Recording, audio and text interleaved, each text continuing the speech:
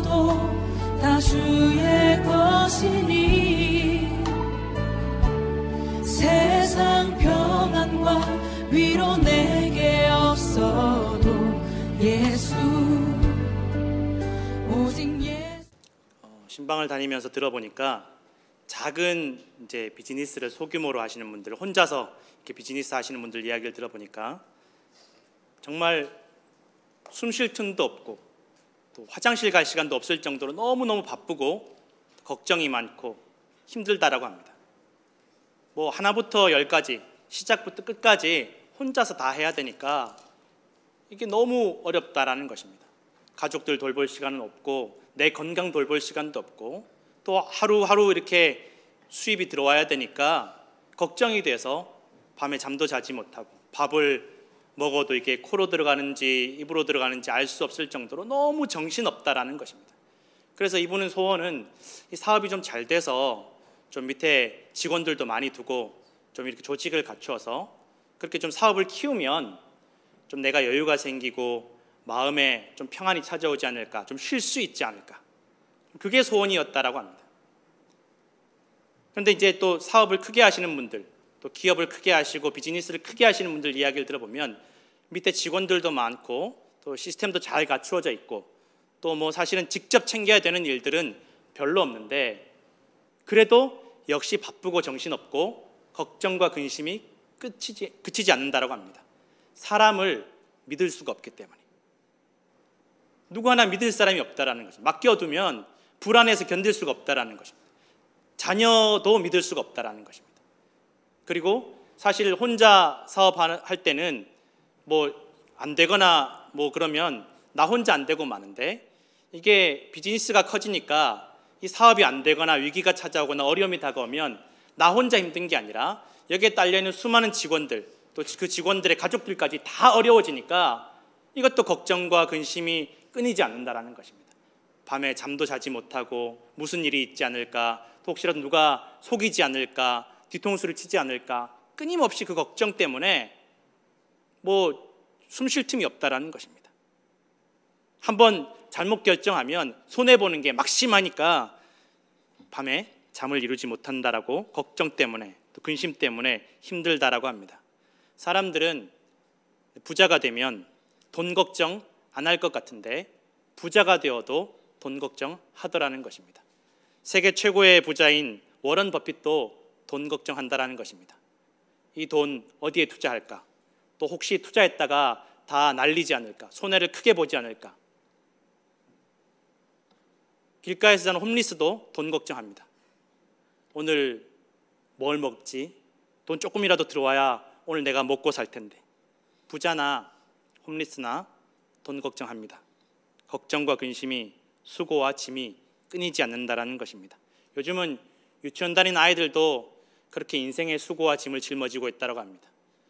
연애 사업 때문에 또 공부 때문에 아이들이 그렇게 스트레스를 많이 받는다고 합니다. 요즘 유치원 아이들이 얼마나 빠른지 좋아하는 여자친구, 남자친구가 있으면 혹시 경쟁자한테 뺏길까 봐 그렇게 이렇게 신경을 쓴다고 합니다. 아침부터 꽃단장을 하고 또 혹시 걔가 뭘 좋아하는지 계속 밤에 잠을 자지 않고 생각을 한다는 것입니다. 아이나 어른이나 수고와 짐이, 걱정과 근심이 끊이지 않는다라고 합니다. 사람들이 살아가면서 학교만 졸업하면, 결혼만 하면, 아이만 낳으면, 또 이 아이가 학교만 들어가면, 학교만 졸업하면, 또 이 아이가 결혼만 하면, 또 아이만 낳으면 하면서 계속 걱정과 근심과 수고가 끝나지 않고 반복되고 이어진다라는 것입니다. 그러면 다 이제 나이 먹고 은퇴하면 모든 걱정과 근심과 수고가 짐이 다 내려질까? 요즘 남자분들 은퇴하시면 이사할 때 이삿짐 안고 짐칸에 제일 먼저 앉으신다고 합니다. 혹시 버려두고 갈까 봐. 아유, 그런 분들이 없으신가 보네. 한때는 힘이 되었지만 가족도 짐이 될 때가 있습니다. 아이들도 아무리 사랑하지만 짐이 될 때가 있습니다. 배우자도 사랑해서 결혼했지만 짐이 될 때가 있습니다. 부모님도 너무너무 존경하고 나를 길러주셨지만 짐이 될 때가 있습니다. 예나 지금이나 어리나 나이가 많으나 모든 사람들은 일평생 수고하고 무거운 짐을 짊어지고 살아갑니다. 그래서 마음의 평안과 쉼을 얻지 못한다라는 것입니다. 안 그래도 힘든 세상에 이렇게 코로나 같은 재앙이 닥치면 정말 너무너무 고통스럽고 이 짐이 견딜 수 없도록 무겁게 느껴지더라는 것입니다. 그리고 더 힘든 것은 이런 수고와 짐을, 이 고통과 근심과 걱정을 나눌 사람이 없다는 것입니다.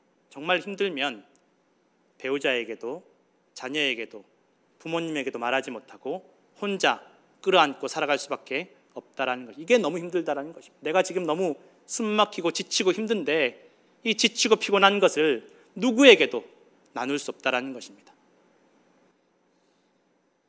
오늘 본문 말씀에 예수님께서 이 수고하고 무거운 짐진 자들을 부르고 계십니다. 수고한다는 말은 육체적으로, 정신적으로, 영적으로 다 지치고 탈진하고 낙심한 사람들을 말하는 것입니다. 그리고 짐진 자들이라는 것은 내가 자원해서 짐을 짊어진 사람들이 아니라 어쩔 수 없이 상황 때문에 내가 짐을 짊어진 사람들을 말한다라는 것입니다. 오늘날 많은 사람들이 수고하고 무거운 짐 때문에 마음의 평안과 또 심지어는 마음의 병을 얻는다라고 합니다. 화병이 생긴다라고 합니다. 조그만 일에도 화를 견딜 수가 없고 이 화 때문에 밥을 먹어도 소화가 되지 않는다라고 합니다. 우울증이 찾아옵니다. 낙심하고 희망도 없고 앞을 바라보아도 전혀 내가 빛이 보이지 않는 그런 우울증에 빠져든다고 합니다. 또 의지할 곳이 술밖에 없어서 알코올 중독에 빠져든다라는 것입니다.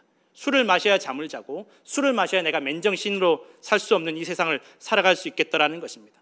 밤에 잠이 오지 않고 마음에 한번 상처가 되면, 한번 상처를 입으면 이 상처가 회복이 되지 않더라는 것입니다. 이 트라우마 때문에 끊임없이 사람들을 의심하고 불신하고 사람들을 만날 수 없는 지경에 이르는 것이 오늘날을 살아가는 현대인들의 주소라는 것입니다.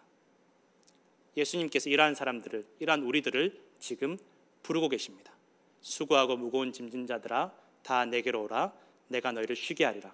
쉬게 한다라는 것은 평안을, 또 쉼을, 안식을 주시겠다라는 말씀인 줄로 믿습니다. 예수님 당시 이스라엘 백성들은 여러 가지 어려움이 있었는데 첫 번째 어려움은 로마의 식민지로서 눈치를 보며 살아야만 했습니다. 물질도 빼앗기고 생명도 내 마음대로 할 수 없고 로마 사람들이 마음에 안 들면 한순간에 십자가에 매달아 죽이는 것은 일상다반사였고 로마의 눈치를 끊임없이 보면서 어려움을 겪었다라는 것입니다. 이 로마만 없으면, 이 로마만 물러가면, 우리가 이 로마로부터 해방만 되면 모든 문제가 해결될 것만 같은데 로마 때문에 죽을 지경이라는 것입니다. 그런데 이 로마만 문제가 아니라, 이 로마만 수고와 짐이 아니라 같은 이스라엘 사람들끼리도 괴롭히고 차별하고 멸시하고 괴롭혔다라는 것입니다. 당시에 유대인들에게는 지켜야만 되는 율법이 무려 613가지였다고 합니다. 10계명 말고 10계명을 포함해서 무려 이스라엘 백성들, 유대인들이 지켜야만 되는 율법이 613가지였다는 것입니다. 유대인들이 성경을 다, 구약 성경을 다 찾아서 10계명 이외에 하나님께서 하라고 하신 것, 하지 말라고 하신 것을 다 찾아내어서 이것을 지키는 것을 인생의 목표로 삼았다라는 것입니다. 이것을 다 지키면, 다 지킬 수 있으면 의로운 사람, 이것을 지키지 못하면 죄인으로 취급하였다라는 것입니다. 그러나 여러분, 사실 하나님께서 이스라엘 백성들에게 광야에서 율법을 주신 것은 이스라엘 백성들을 살리시기 위한 생명의 법이었음을 우리는 반드시 기억해야만 될 줄로 믿습니다. 율법에 담겨있는 하나님 아버지의 마음과 뜻을 헤아리지 못하고 그저 율법 지키는 데만 목숨을 걸던 사람들이 당시의 서기관과 바리새인과 제사장들이었다는 것입니다. 우리가 얽매이는 것 없이, 멍해도 없이, 아무데도 법에도 얽매이지 않으면 잘 살 것만 같은데 그렇지 않다라는 것입니다.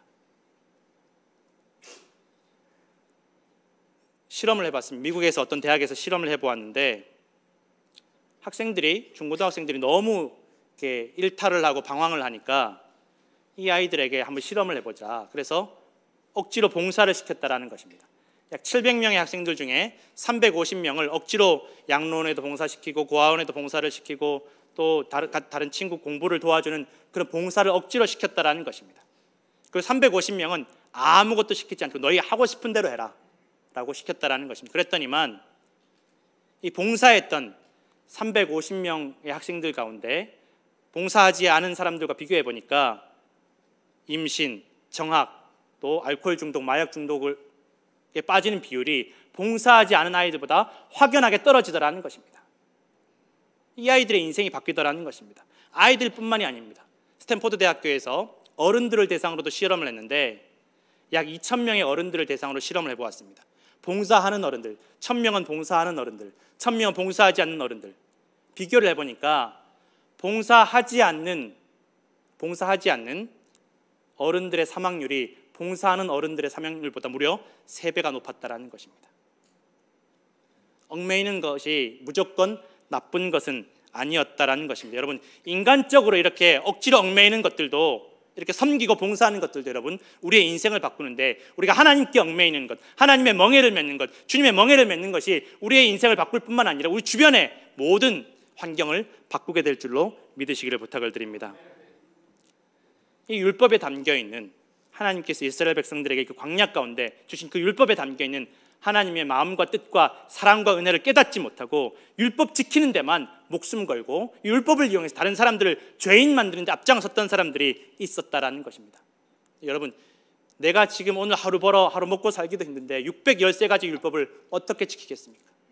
대부분의 사람들이 지키지 못하는 것입니다. 그러니 대부분의 사람들이 다 죄인이 되는 것입니다. 로마서 8장 1절에서 2절에 사도 바울은 이렇게 선포하고 있습니다.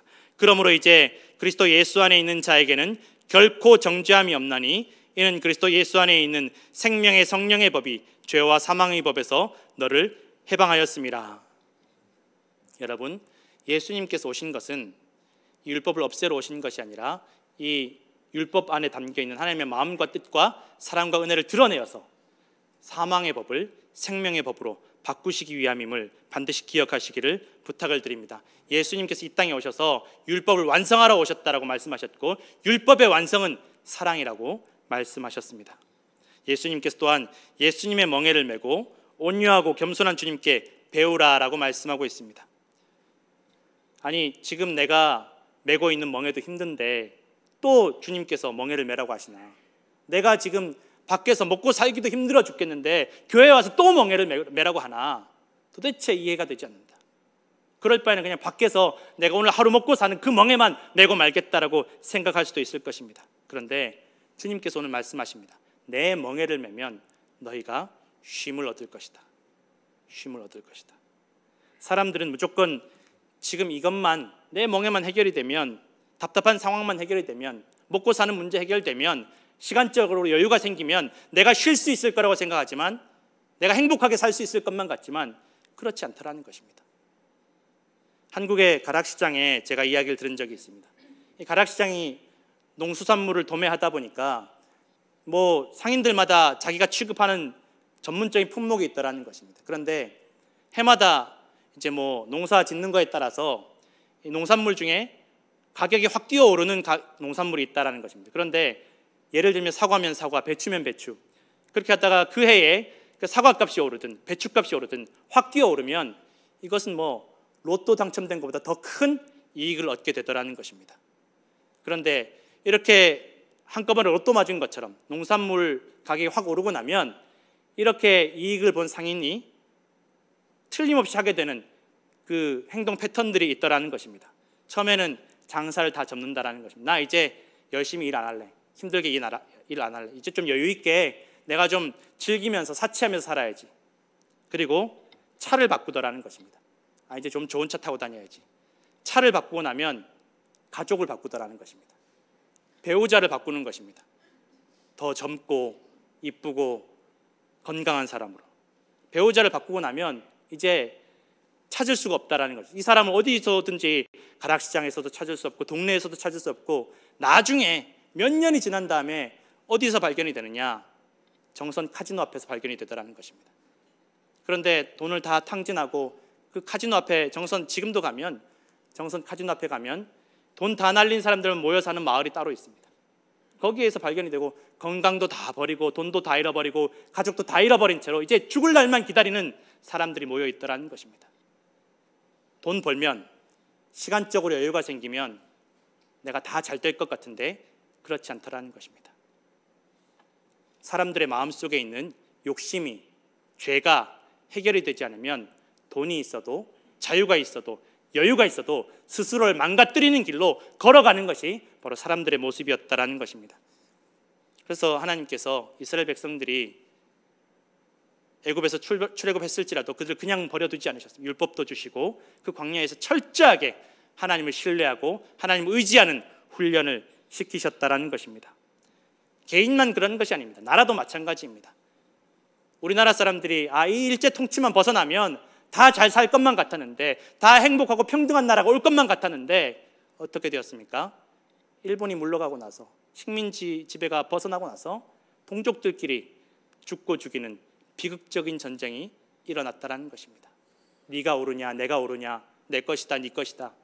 사람들 마음속에 있는 이 죄와 악이 해결되지 않으면 여러분, 자유가 찾아와도, 또 돈이 찾아와도, 부유함이 찾아와도 여러분, 우리의 마음은, 우리의 인생은 쉼을 얻지 못하고 짐을 벗어버리지 못한다라는 것입니다. 그래서 우리는 여러분, 주님의 멍에를 반드시 메어야만 할 줄로 믿으시기 부탁드립니다. 예수님 당시 이 멍에는 이 짐승 혼자 매게 하는 것이 아니었습니다. 보통 2마리 소가 한꺼번에 한 멍에를 가지고 2마리 소가 맨다라는 것입니다. 우리가 주님의 멍에를 맨다라는 것은 주님의 멍에를 내가 대신 혼자 짊어진다라는 것이 아니라 내가 주님과 함께 주님의 멍에를 맨다라는 것입니다. 무슨 말입니까? 내가 주님께 묶이는 것이고 주님께서 나에게 묶이는 것이고 내가 매는 것이 아니라 주님께서 나와 함께 이 멍에를 매신다라는 것입니다. 내가 주님께 꼭꼭 묶여서 주님께서 가시는 그 길로 걸어가게 된다라는 것입니다. 주님께서 우리에게 약속하신 것은 세상 끝날까지 우리와 함께 하시겠다라는 것입니다. 혼자 버려두지 않고, 혼자 힘들어하지 않고, 혼자 그 멍에를 메고 지쳐서 쓰러지지 않도록 주님께서 영원토록 우리와 함께 하시고 우리를 도와주신다라는 것이 바로 주님의 약속임을 반드시 믿으시기를 부탁드립니다. 아무에게도 말하지 못하는 고통과 아픔과 내 수고와 짐을 주님께는 다 말할 수 있고 다 내려놓을 수 있다라는 것입니다. 주님께서 우리에게 보혜사 성령을 보내주시겠다라고 약속하셨습니다. 우리를 결코 혼자 두지 않으십니다. 우리가 혼자 그 멍에를 매지 않게 하십니다. 로마서 8장 26절에 보면 사도 바울이 말합니다. 성령께서 우리의 연약함을 도우시고 우리가 기도할 바를 알지 못할 때에도 말할 수 없는 탄식으로 우리를 위해서 친히 간구하신다라고 기록되어 있습니다. 내가 지치고 쓰러져서 더 이상 내가 기도할 힘도 없고 기도할 바를 알지 못할 때에도 성령께서 우리를 도우시고 우리를 대신해서 기도하신다라는 것을 반드시 기억하시기를 부탁을 드립니다. 오늘 수고하고 무거운 짐진 여러분, 마음에 쉼을 얻지 못하는 성도 여러분, 주님께서 우리를 부르시고 우리의 의지가 되시고 우리를 도우십니다. 우리가 잘못된 길로 걸어가지 않도록 우리를 주님께 꽁꽁 묶어두십니다. 오늘 주님과 함께 주님의 멍에를 메시고 주님의 겸손과 온유를 배우시고 참된 평안과 안식과 쉼을 얻으시는 성도들 되시기를 간절히 축원합니다. 기도하겠습니다.